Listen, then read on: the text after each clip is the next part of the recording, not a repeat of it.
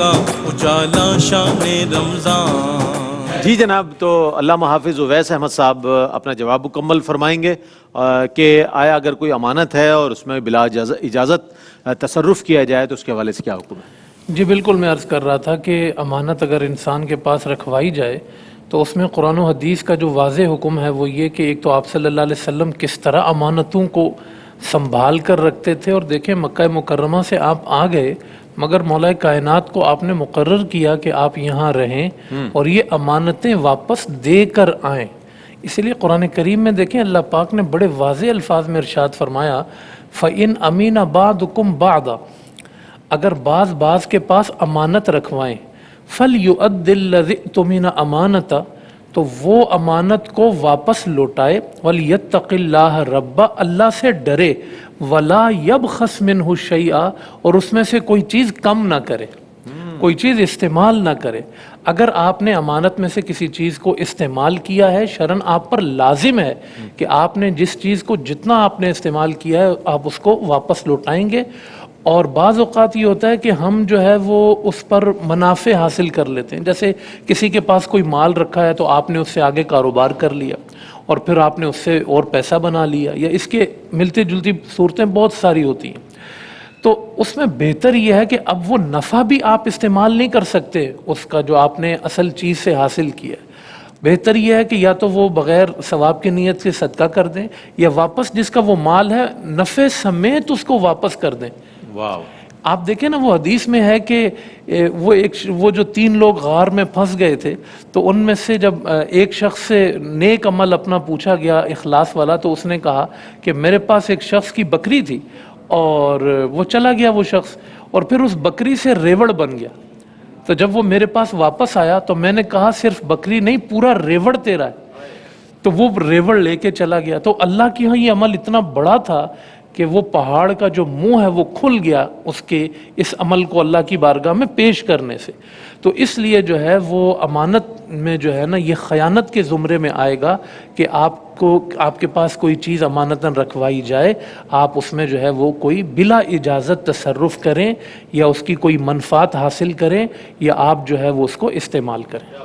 اچھا، علامہ مفتی زیغم علی گردیزی صاحب تشریف فرمائیں. اچھا، وہ سب مجلس تو مجلس ہوتی ہے، گفتگو ہوتی ہے، ملاقات ہوتی ہے، مصافحہ ہوتا ہے، معانقہ ہوتا ہے. مجالس کو بھی امانت قرار دیا گیا ہے کہ مجالس بھی امانت ہے، اس سے مراد کیا ہے؟ کچھ فرمائیے گا. مجالس میں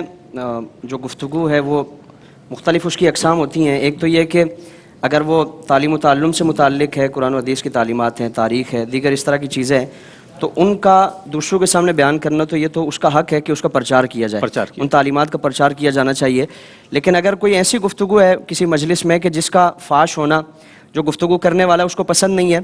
اور وہ اس چیز کو نہیں چاہتا، سیکیورٹی ریزن ہو سکتے ہیں یا بعض اس کے اپنے معاملات ہو سکتے ہیں کہ جس کی وجہ سے وہ ایک راز کے طور پر اس مجلس میں موجود لوگوں کو بتاتا ہے، اور مقصد یہ نہیں ہوتا کہ اس کو فاش کیا جائے بلکہ اس کو اپنے تک ہی رکھا جائے، یہ اس کا مقصد ہوتا ہے. تو اسی کو آپ صلی اللہ تعالیٰ علیہ وآلہ وسلم نے فرمایا کہ المجالس بالامانہ، کہ مجلس میں کی جانے والی گفتگو وہ امانت ہے کہ وہاں موجود وہ لوگ اپنے آپ تک رکھیں، اس کو فاش نہ کریں، دوسروں کے سامنے ظاہر نہ کریں. اور اس میں یہ بھی ایک عذر نہیں پیش کیا جا سکتا کہ مجھے تو بتایا ہی نہیں. ہمیں تو اگر اس طرح کا کوئی معاملہ تھا، جس طرح ہمارے اکثر یہ ایک عذر پیش کیا جاتا ہے کہ اگر ایسی کوئی چیز تھی تو مجھے پہلے بتا دیتے. تو ہمیں اس چیز کا تصور کیا جانا چاہیے اور یہ خود ہی سمجھ جانا چاہیے کہ اس بات کے فاش ہونے کی وجہ سے اس کے معاشرتی جو اس کا مقام و مرتبہ ہے اس کو نقصان پہنچنے کا اندیشہ ہے یا دیگر اس کے معاملات بھی آ سکتی ہے. تو ایسی کسی بھی چیز کو فاش کرنا اور پھر یعنی بے آئینی ہی اس کو بیان کرنا، یہ اس سے بھی منع فرمایا گیا. ہمارے ہاں تو یہ ہے کہ اگر کسی نے ایک بات کی ہے تو 10 اس سے آگے پیچھے لگا کے اور اس کو مرچ مسالہ لگا کے وہ پیش کیا، مزہ نہیں آتا نا، اس کو اپنی ایک ذمہ داری سمجھا جاتا ہے، ایک فریضہ سمجھا جاتا ہے کہ یار میں نے. اور پھر بعض لوگ تو ان کی ایک عادت ہی یہی ہوتی ہے، وہ اسی بات کی ٹو میں لگے رہتے ہیں کہ کسی نہ کسی طرح سے کوئی ایسی بات پتہ چلے تاکہ معاشرے میں اس کا پرچار کیا جائے. اور پھر بعض لوگ ان کی عادت یہ ہوتی ہے کہ وہ اس بات کو جو راز کی بات ہے اس کو ایک ہتھیار کے طور پر اپنے پاس رکھ لیتے ہیں کہ اگر اس سے کبھی بھی انبن ہوئی تو یہ ہمارے پاس ایک ہتھیار موجود ہے، ہم اس کی معاشرتی حیثیت کو اور اس کی ساکھ کو نقصان پہنچائیں گے اس بات کے ذریعے، کیونکہ ایک راز ہمارے ہاتھ میں آ گیا. تو ان ساری چیزوں کو آپ صلی اللہ علیہ وسلم نے امانت قرار دیا، اور اگر اس سے ملا کر اور اضافہ کر کے بیان کیا تو یہ تو تہمت میں آ جائے گا, الزام تراشی ہو جائے گی کہ اس کی طرف ایسی چیزیں منسوب کرنا جو اس نے کہی نہیں ہیں. پھر اس کی بعض استثنائی صورتیں آپ صلی اللہ تعالیٰ علیہ وآلہ وسلم نے خود بیان فرمائے. حضور نے فرمایا کہ اگر کسی کی حق تلفی سے متعلق مشورہ کیا جا رہا ہے, کسی کی عزت نفس کو مجروح کرنے سے متعلق یا کسی کو نقصان پہنچانے سے متعلق اگر